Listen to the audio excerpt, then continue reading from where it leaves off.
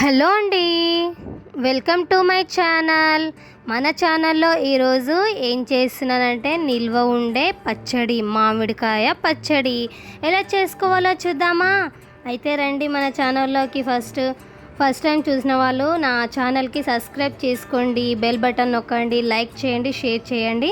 ఇలా మామిడికాయలు తీసుకొని బాగా శుభ్రం చేసుకున్న తర్వాత ఒక క్లాత్ నుంచి తుడుచుకొని ఇలా సన్నగా ముక్కలు కట్ చేసుకొని పెట్టేసుకోవాలి. అలాగే ఇక్కడ వెల్లుల్లి రెబ్బలు కూడా ఒలుచుకొని పక్కన పెట్టేసుకున్నాము. ఇక్కడ 3 మామిడికాయలు ఉంటే దానికి నేను 5 స్పూన్ల కారం వేసిందనమాట మయారలు. అలాగే దీంట్లోనే టేస్ట్కి మనము ఎంత ఎక్కువగా ఉప్పు వేసుకుంటే అంత టేస్ట్ ఉంటుంది, నిలువ ఉంటుందన్నమాట.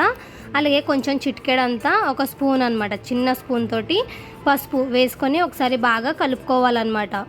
దీంట్లో ఏమీ కలపకూడదు, ఉప్పు కారం పసుపు 3 కలిపేసుకొని పెట్టేసుకోవాలి.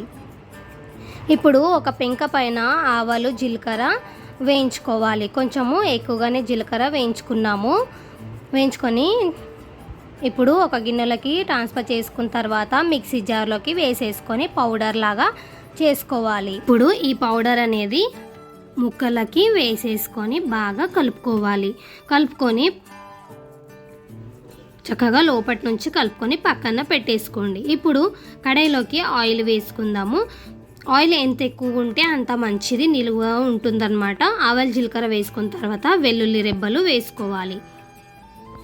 ఇప్పుడు ఎండుమిర్చి కూడా వేసుకోవాలి, కరివేపాకు వేసుకొని బాగా చిటపటలాడిన తర్వాత చల్లార్చాలన్నమాట.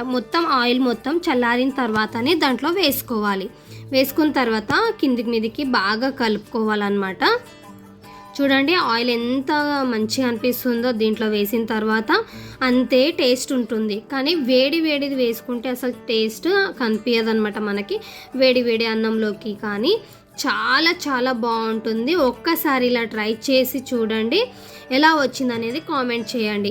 ఈ వీడియో మీకు నచ్చినట్లయితే లైక్ చేయండి, షేర్ చేయండి. మరిన్ని వీడియోస్ కోసం సబ్స్క్రైబ్ చేసుకోండి, బెల్ బటన్ నొక్కండి. అలాగే ఎలా వచ్చిందని కామెంట్ చేయకుండా మర్చిపోకండి ఫ్రెండ్స్. బాయ్.